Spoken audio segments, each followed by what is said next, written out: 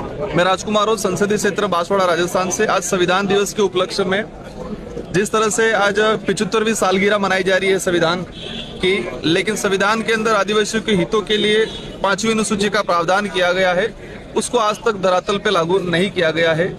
तो हमारी पार्टी की तरफ से डायरेक्शन है कि हमें जिस तरह से आज 75वां सालगिरह मना रहे हैं, लेकिन आज भी धरातल पे 5वीं अनुसूची के अधिकारों को लागू नहीं किया गया है, जिसकी वजह से आदिवासियों को कई बार विस्थापित होने पे मजबूर होना पड़ता है, उनका जीवन यापन करने में परेशानी आती है और बार बार जो विस्थापन का शिकार होते हैं। पैसा एक्ट लागू किया गया है, लेकिन पैसा एक्ट को धरातल पे लागू नहीं किया गया। आज तक पैसा एक्ट बनाया जरूर गया है, लेकिन उसको धरातल पे लागू नहीं किया गया है।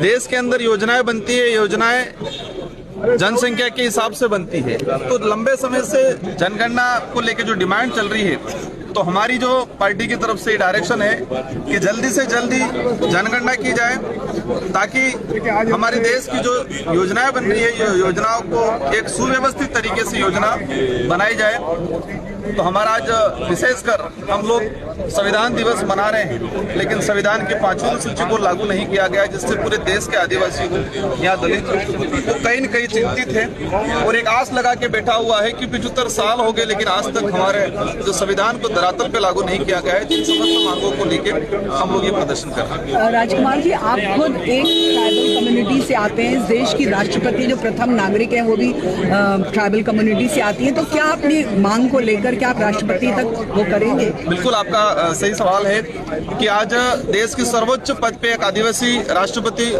बैठे हुए हैं और देश के आदिवासियों के हितों के लिए जो शेड्यूल 5 और शेड्यूल 6 का जो प्रावधान है वो लागू नहीं हो पाया है। हमने कई बार उनको ज्ञापन के माध्यम से दिया गया है। मेरे संसदीय क्षेत्र बांसवाड़ा में जब राष्ट्रपति महोदय का मानगढ़ पे दौरा हुआ था, मैंने ज्ञापन के माध्यम से उनको कहा गया है कि 5वीं अनुसूची को लेकर आप लोग स्ट्रिक्टली डायरेक्शन दे राष्ट्रपति महोदय जी, लेकिन अभी तक किसी प्रकार का डायरेक्शन नहीं दिया गया है। तो हम लोग एक पूरा देश खुशी मना रहा है कि एक देश के सर्वोच्च पद पे आदिवासी राष्ट्रपति महोदय, लेकिन वो आदिवासियों के हितों के हित में जो शेड्यूल 5 का प्रावधान है उसको लागू नहीं कर रहे हैं। तो इन समस्त मुद्दों को लेकर हम लोग प्रोटेस्ट कर रहे हैं।